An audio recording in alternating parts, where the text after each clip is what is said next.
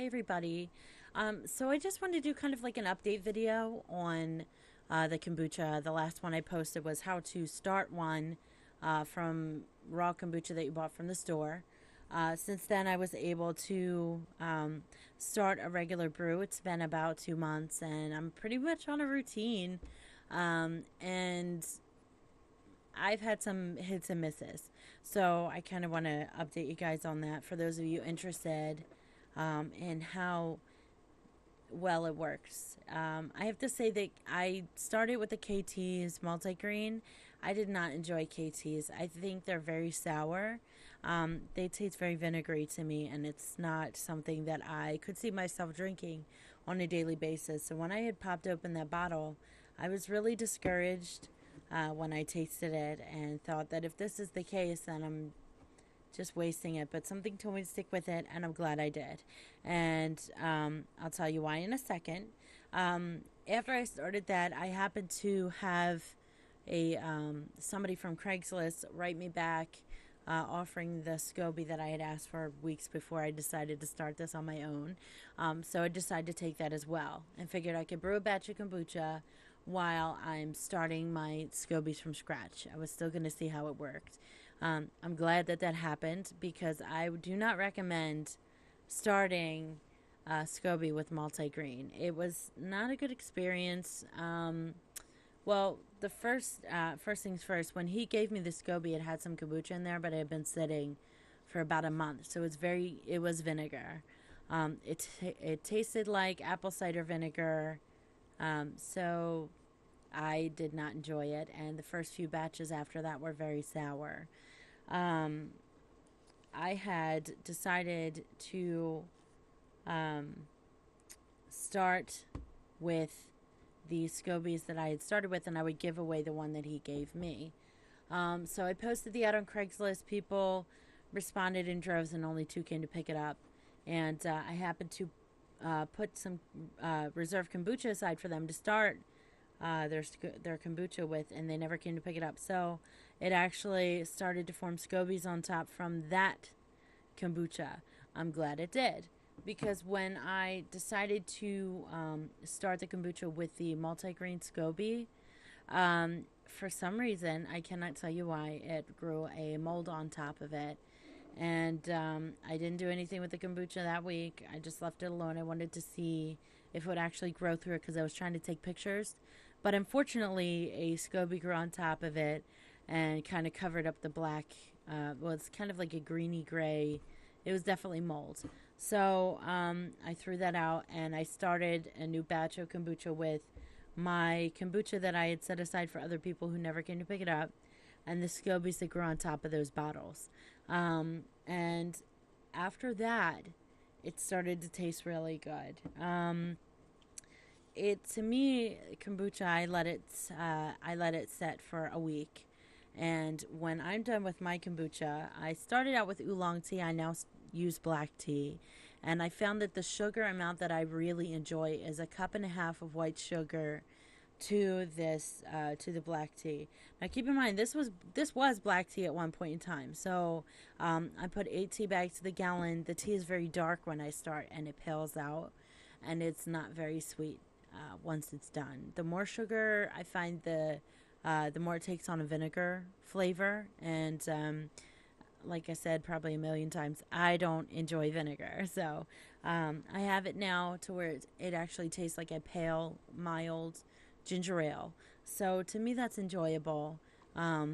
Anyway, I have not done anything with the reserve kombucha with the other one, but I recommend if you're going to start kombucha SCOBY from kombucha, I would just get the raw plain, not the multigrain. Just get the black tea and start it from there. The most that I've experimented with so far is putting some ginger chunks in there because I had some left over. I'm doing some lacto fermented soda, and you need ginger for that. And since it tastes kind of mild ginger ale, I decided why not, and it's so good. My family would not drink it. Was my mother in the beginning. She's not a picky drinker, so for her, she was going to drink it anyway, whether it was vinegary or not, just for the health benefits. And for me, I'm not incorporating that in my daily life if I don't enjoy it. I can't do that, you know. Um, so I'm glad that we stuck with it though, because I noticed with each batch that went on, it became a little more, a little less vinegary and a little more, um, I don't know the word to explain it. Zesty. No. Um, anyway, I don't know how to explain it, but I have to say, stick with it if you find that it's a little too sour, because with each batch you'll find a consistency. For each gallon of tea, I use 8 black tea bags, and I alternate. It really doesn't matter to me. I've used organic tea, 365.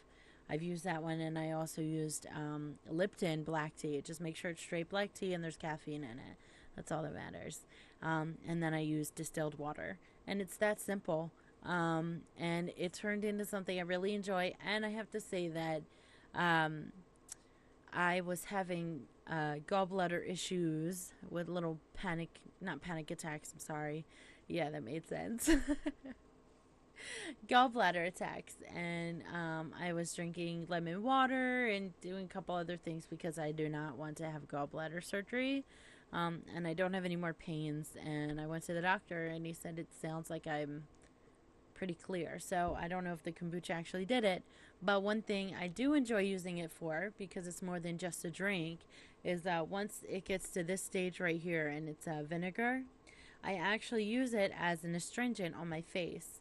And it smells like apple cider vinegar, but the smell goes away, and it really helps to clear your blackheads and to draw out any kind of imperfections. I'll warn you, you can use the SCOBY for a mask, but if you have any sort of pimple that's lying under the surface, it's going to draw it out. So do it on a weekend when you have a day or two, because you're going to see pretty immediate results.